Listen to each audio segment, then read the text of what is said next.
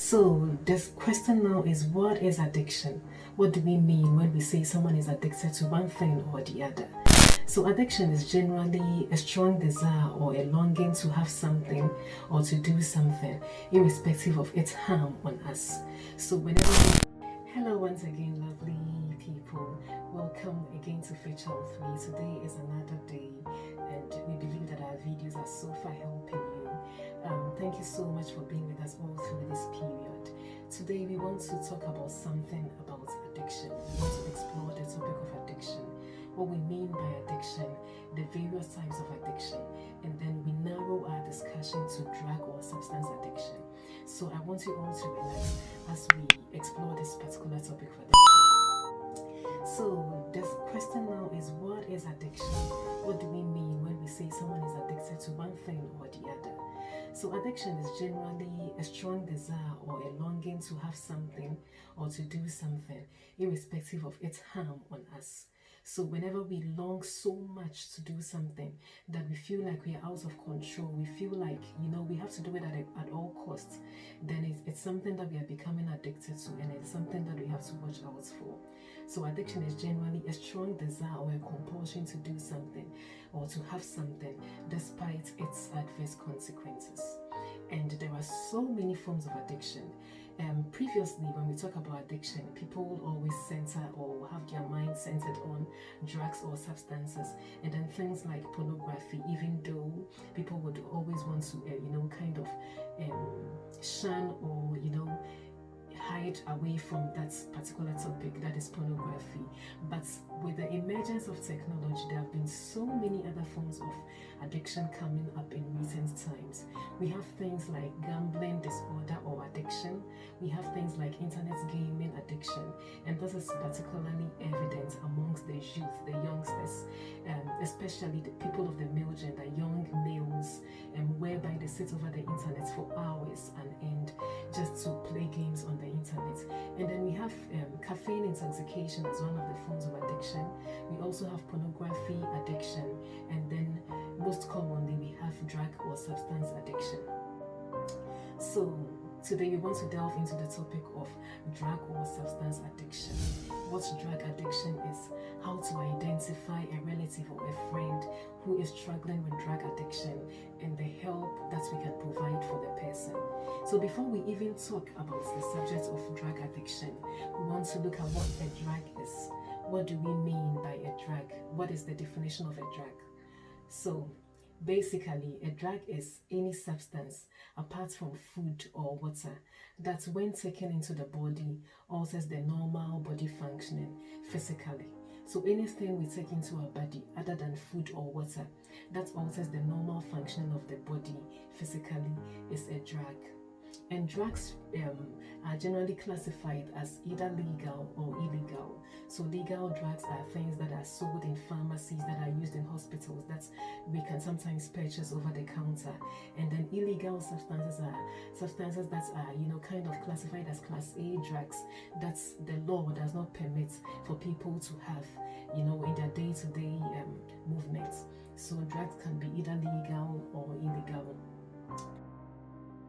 Now, as we've explored the topic of what a drug is, or as we've defined what a drug is, basically expounded what a drug is generally, we want to look at what drug addiction is. So it's a chronic relapsing disorder characterized by compulsive drug-seeking behavior and then a continuous use of drug, despite its harmful consequences and its long-lasting changes on the brain. So first of all, before someone gets to a point of being addicted to a drug, it should be something chronic, something that is continuous for a prolonged period of time. Then we can say that the person is addicted to it. And then it is a relapsing disorder. That means that if someone should get help and to refrain from drugs for a period of time, it doesn't mean that the person cannot come back to using drugs again. It is a relapsing disorder, and for that reason, it needs long-term treatment or long-term support from people that would want to provide help to these people that are struggling with this form of addiction. And then it is characterized by compulsive drug seeking behavior. So there is a compulsion to seek after a drug. So even if you don't have money, you want to look for ways of getting money so that you can purchase your drug of choice, because there is a compulsion, there is some kind of an obsession, there is something that is always pushing you to use this drug. So it is a compulsive drug seeking behavior, and it also involves continuous use of the drug despite its harmful consequences, and then sometimes its long lasting changes on the brain. So that is what drug addiction basically is.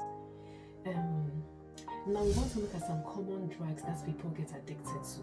So some of these common drugs include alcohol.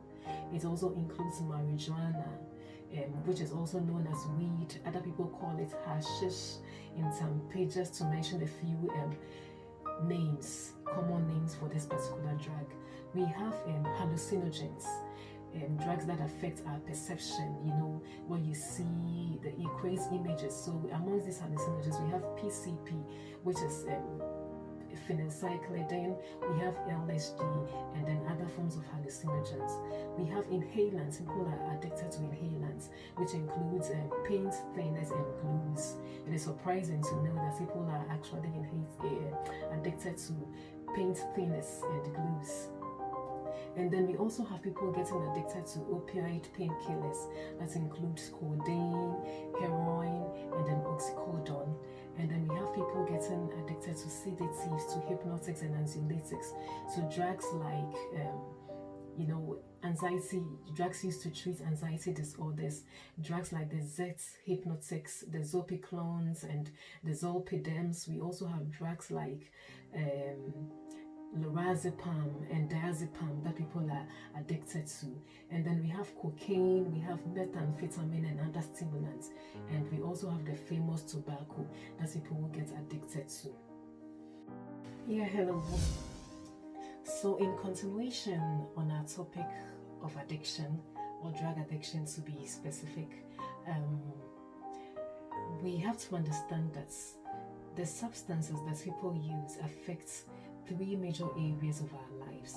It affects the thinking processes of people, it affects the behavior pattern, and it affects the body functioning of individuals that's kind of struggling with this form of addiction. So drug addiction generally affects or causes a distortion in the thinking process. It also causes a distortion in behavior, and it causes also a distortion in body functioning. Now, brain images actually show changes in areas of the brain responsible for judgments, decision making, learning, memory, and behavior control. So there have actually been images, brain scans taken, brain images taken, and these have shown that the drugs that people take actually affects the areas of the brain that are responsible for judgments, and then also that are responsible for decision making, learning, memory, and behavior control. So that is the reason for the drugs affecting these three major areas: the thinking processes, behavior pattern, and body functioning. So how do we help a relative or a friend who has a problem of addiction? Before you even think of helping someone, you have to be sure if the person has a problem. But most of the times, people do not actually see their friends and their family members, their children, and so on and so forth, actually using a drug. There are markers, there are general markers that you identify. You will identify with people when they begin to use drugs. So first of all, some of the things that you will see is that there's going to be a change in behavior. That is to say that you should know your child or your relative's normal behavior pattern, how he or she is like, the personality traits of the person, and then when you should suspect a change in behavior that is way out of the ordinary, what the person's normal pattern is. It can be a marker that a person may be into one form of drug or the other. And then also you'll see something like a change of friends. So maybe people have their normal pattern of people they get along with. There is an adage that says that birds of the same feathers flock together. So when you see a change in the pattern of friend, the kind of friends that they hang around with, it can also be a marker that they may be into one form of addiction or the other. And then you also realize something about withdrawal from family. So they would prefer to be on their own most of the time. It doesn't mean that anyone who is on his own most of the time is using drugs. People sometimes are natural introverts.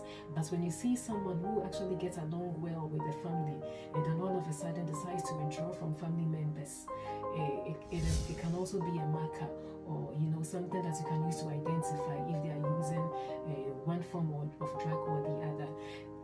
One thing we also need to understand about this particular point is that teenagers generally begin to withdraw from their younger siblings. So people, when they get into their teenage, their late teenage, around 17, 18, 19, they feel that the younger ones or their younger brothers who are not in the same age brackets are not kind of in the same place, social place with them, so they want to withdraw from them. So some of these things do not come in isolation. You see a combination of two or three of these things, and then with other symptoms that you see may be an indication that the person may be using one form of drug or the other. Suspicious activities like things getting lost in the house, coming out late, staying out long in town, and all that can be markers as well. And then the change in their eating and sleeping pattern. So this is also relative. A change in eating pattern. Sometimes people eat less when they are using drugs, or they eat excessively when they are using drugs. And then also their sleep pattern may change. So if you know the normal, then you can compare with the change, and then you know that these are markers that you can identify with people using drugs. And then also there is a deterioration in health. So general health, they don't actually take care of themselves, and they neglect their personal hygiene. You see that, so people that are, those who use tobacco and all that, you see a blackness around their fingertips, the lips becomes black as well sometimes, and all of these things can be markers or indicators. So many a times relatives do not see their family members actually using the drugs physically, but some of these markers are prompts that you can identify for people who have begun to use drugs. And how do you help someone? How do you help someone who is struggling with addiction? First of all, one thing we have to identify is that most drug users deny their drug use. They either deny it or they minimize its severity. So he may be using drugs, and then you can identify as an onlooker that this person is really struggling, and there's been so many changes in their normal pattern, but they will deny or actually minimize the extent of the effects on them, and they will trivialize it as something really minor, something that doesn't really matter. So first of all, you should learn. For you to be able to help someone, you should learn all there is that you can learn about drug addiction. And that is one of the reasons why we are doing this particular video. So you have to learn as much as you can on what drug addiction is, the various types of drug addiction. And then most especially, if you know which particular drug that your relative or your loved one is addicted to, you just read around it and know what withdrawal symptoms they may be experiencing, the tolerances they may be having, and all that. And all of these things are relative to individuals. And then when you learn enough about it, you have to come to a point of speaking up and offering support. Like we said earlier, many people would want to deny or minimize the impact of their drug use. And for that reason, you should be able to speak up to them that they really have a problem and be ready to offer support. The support that you may render would also include, following them to sessions, taking them to treatment center, being there for them when all through their recovery process. And then you should also express love and concern, show empathy show to them that you love them without being judgmental. Sometimes in our quest to show love and concern, we want to kind of be at par with them, and then we subconsciously also end up doing what they do. And if you're not careful with that, you'd also become a substance user at the end of the day. So you have to show love and concern, but you have to show responsible love and concern. By showing responsible love and concern, you should be able to talk to them that what they are doing is really wrong and that they need to alter their ways. You also don't have to expect the person to stop without help. That is one thing that we have to identify. So most drug users will tell you that, okay, I'm going to stop on my own by Christmas. Before we enter the new year, I'm not going to be using drugs again. It's going to be a new year resolution where I'm no longer using the drugs. But most of the times, people cannot stop on their own. They need help. So the problem of addiction and its treatment is that it goes with this philosophy of you can do it, but you can't do it alone. You need other people. People need each other to be able to support them whilst they're going through their recovery process. And then you also should be ready to support them throughout the recovery process. Support the recovery as an ongoing process. We said earlier on that it's a chronic relapsing disease, and it is not something that automatically or ultimately leaves a person's life. It is an ongoing process, and you should be ready to support them throughout the process. Yeah, so to continue with this topic, we want to look at the symptoms of substance use disorder. Some symptoms of substance use disorder. And these include impaired control. It also includes social problems, risky use, and then drug effects or the pharmacological effects. So we have impaired control. Impaired control basically has to do with, the compulsion that comes with addiction. So the person feels compelled. Sometimes he or she knows that this that I am doing is wrong. It is affecting every area of my life. However, they still cannot control the urge to use the drug. So people would begin to steal even to be able to purchase their drugs. People will be, people go to the point of prostituting their bodies just to get money so that they are able to support their drug use. People do so many things, and when it comes to the use of some drugs like cocaine and all that, which are very, very expensive, people trade away valuable things, even properties, just to be able to purchase their drugs. And then it also has social effects, or people begin to have social problems with work, problems with family members, because as we said earlier on, some of the markers are withdrawal from family members, lateness to work, poor input to work and all that. So it affects their work inputs, it affects their relationship with other people. And these are some of the symptoms that you see with substance use disorder. And then also risky use. The risky use has to do with the fact that irrespective of the harmful consequences or the adverse consequences that this drug use has on the person's body or general health, he or she will still go ahead to use it. People do so many dubious things just to get these drugs, and they don't care the extent to which they can go to be able to purchase a drug. And then also we have the pharmacological effects as some of the symptoms. So the pharmacological and the drug effects include things like tolerance and withdrawal. Tolerance simply has to do with the fact that the effects that one drug would have given you, you need so much of it to be able to get the same effects that you used to get before. So for example, when someone started, or when you started using the drugs, the intense pleasure, the calm, the increased sense of a high that was being achieved, the level of intoxication that was being achieved with just the minutest use of the drug, now that same amount will not give you that gratification that you were getting before. So you need more and more and more of the drug to get the same effects that you were having before. And that is where a person is becoming tolerant to the drugs. You need just so much of it to get the same effects that you were having before. And then withdrawal basically has to do with the way the body responds when you are off the drugs, when you are not having the drugs. So this is also relative. It has to come with individual differences. So someone may be feeling sick, people feel nauseous, people begin to vomit, people go through a whole lot of symptoms, and then the withdrawal is also drug specific. So depending on which drug you are using, it will come with its own withdrawal symptoms. And then withdrawal also, because of the withdrawal symptoms that one may be having, he or she may want to be using the drugs more and more just to prevent a withdrawal symptom.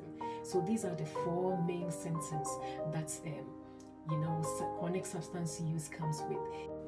Yeah, viewers, so at this point in our discussion, we want to look at the treatments, the various treatment modalities that can be used to treat people with addiction. One thing we need to understand is that addiction is not a behavior default or, a social disruption, kind of behavior defaults that we have to say that the person is a spoiled child or something. It is a disease. It is a disease just like we have so many chronic diseases. It's a brain disease, a brain disorder, a chronic and a relapsing brain disorder. And for that reason, we need to support people. There are still so many school of thoughts or philosophies when it comes to addiction. There are the social school of thoughts. There are the behavioral school of thoughts. There is also the clinical school of thoughts, and all of these have their roles to play. So in as much as we may be thinking it is a behavior pattern or it is a social defect or anything, we should not neglect the fact that it is a clinical disease. It is a brain disorder that needs treatment like any other thing. So the first step for treatment is the recognition of the problem. When the person identifies that he or she has a problem, then we know that we are halfway through recovery, because that is one major way to be able to help someone.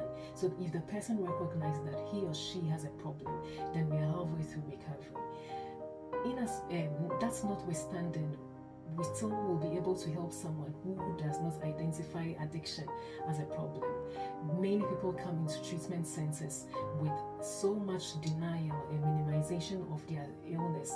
However, with explanation and with therapy, they may at the end of the day come to understand that they have a problem, and they consent to the help that is being provided to them.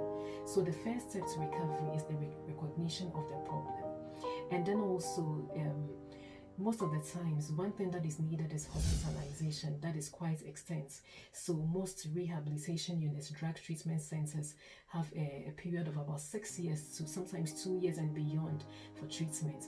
And these one include inpatient treatment as well as outpatients or aftercare programs. So hospitalization is one of the things that help.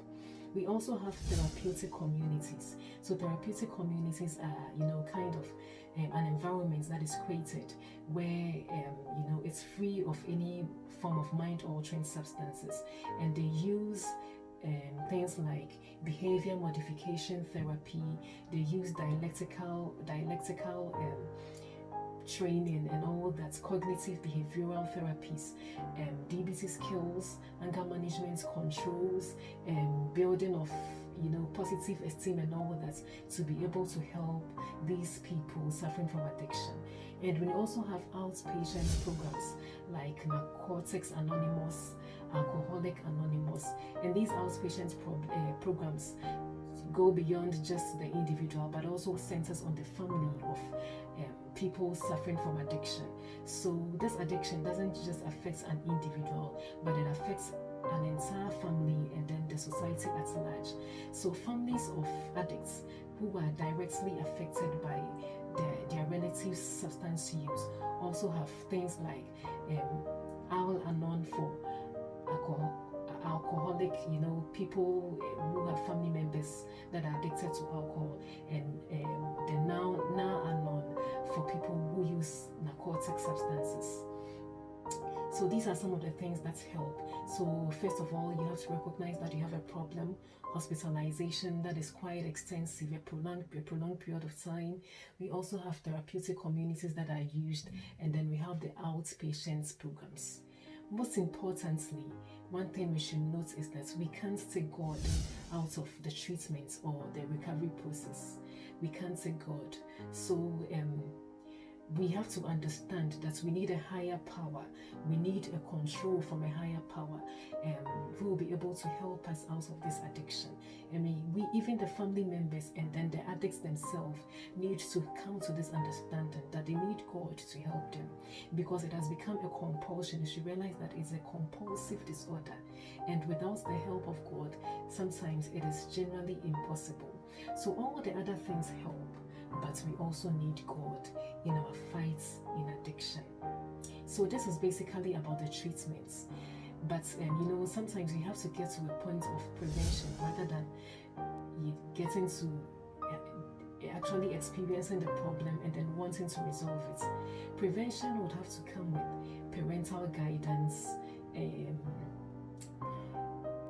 understanding your child, being there for them, understanding the developmental changes that they go through, the peer pressure that they go through, and schools and other social groups should also take part in the fight against addiction, this menace of addiction.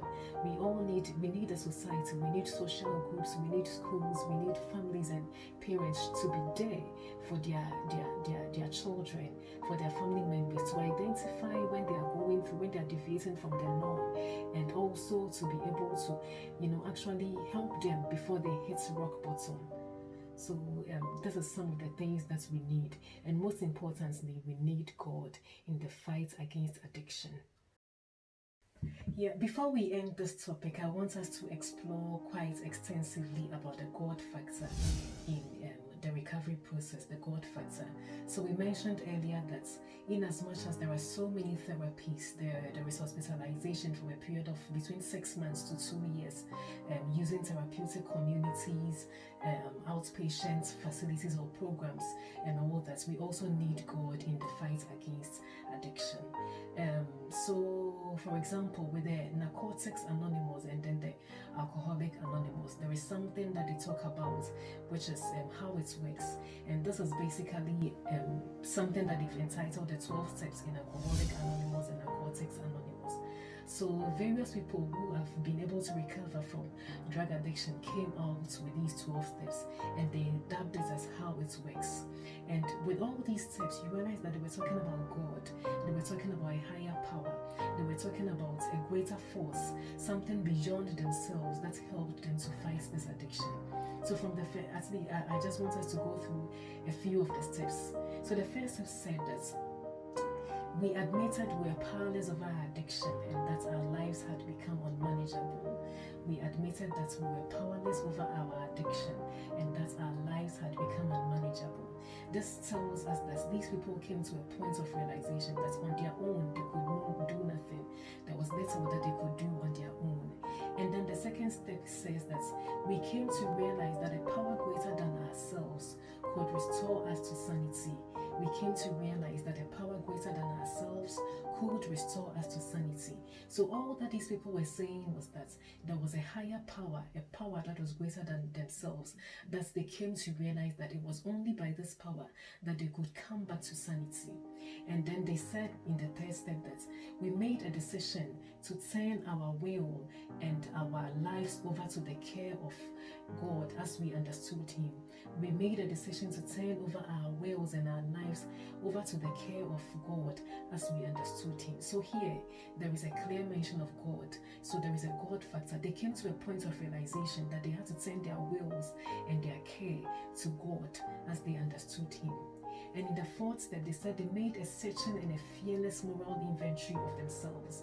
They made a searching and a fearless moral inventory of themselves. So they came to a point where they had come to say that, when it comes to this area A, B, and C, we are faulted and we need to turn in to someone, kind of seeking for forgiveness, seeking for a change of life. And that was the fourth step. And in the fifth step, they said that we admitted to God, to ourselves and to another person the exact nature of our wrongs. So they came to a point of admitting to, first of all, God, to themselves and to another person what they have done wrong.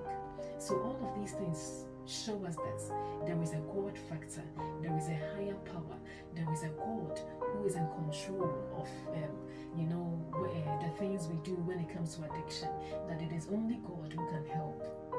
And then in the fifth point, they said we were entirely ready to have God remove all of our defects of character. They were entirely ready to have God remove all of their defects of character. So, in as much as you're saying that it's a disease and all that, there is also a character aspect that we need God to help.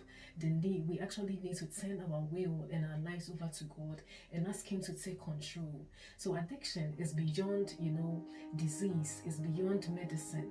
Yes, medicine has a part to play. There is a role, there is the part of the brain, the amygdala, the pleasant, the brain, that's the part of the brain that helps us identify excitedness, helps us identify pleasure and all that.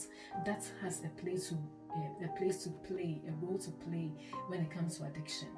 That's notwithstanding, there is still a place of God, and there is still a place of a higher power to help you to get over these things. So it's not just about medications, it's not just about being in therapy, it's not just about going through CBT skills, going through anger management classes, self-esteem classes and all that, but we need God as well.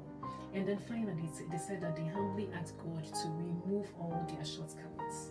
So even with the steps in the Narcotics Anonymous, which is a social gathering for people who use narcotic substances, and then Alcoholic Anonymous for people who use alcohol, they still realize the God factor when it comes to recovery from substance use. We need God not only in drug addiction but in every form of addiction. So my beloved brothers and sisters, I just want you to understand that in as much as addiction may have destroyed so many things in our life, there is still a way out. There is still so many ways that we can help. In Ghana, for example, we have places like the Pantan Hospital Drug Treatment and Rehabilitation Center that I recommend, a very good place that help people with addiction. And it's a minimum of 6 months program, and it ranges between 6 months to 1 year hospitalization. There is also a place in Accra Psychiatric Hospital that helps. There are also many private entities in Ghana that helps, and then in many other countries there are rehabilitation centers that helps in the treatment of addiction. But also remember that you need God. You need God to help you in your addiction. So please don't judge people when they get into this kind of problem. Let us be supportive of them as much as possible, and let us render all the care and the empathy and the kindness that we can show to people with addiction. Let us as parents also be able to provide all the support that we can offer to our children, parental guidance, be there for them, be their first teachers, be their examples, and tell them about addiction, that this thing is something that has to be prevented. Let us fight the disease of addiction by first of all preventing it. And should peradventure we actually get into the problem of addiction, there is treatment for it. Do not sit in this problem and let it destroy your life. Thank you so much for being with us throughout this session. We know that it has helped you, and we would want you to click on the subscribe button just to know that you are part of us, and then also click on the notification button so that you are aware whenever we post in new videos. Also like in and send your comments so that we know how we are helping you, and let us know what you want us to discuss in subsequent times. Thank you so much. Stay blessed, and bye for now.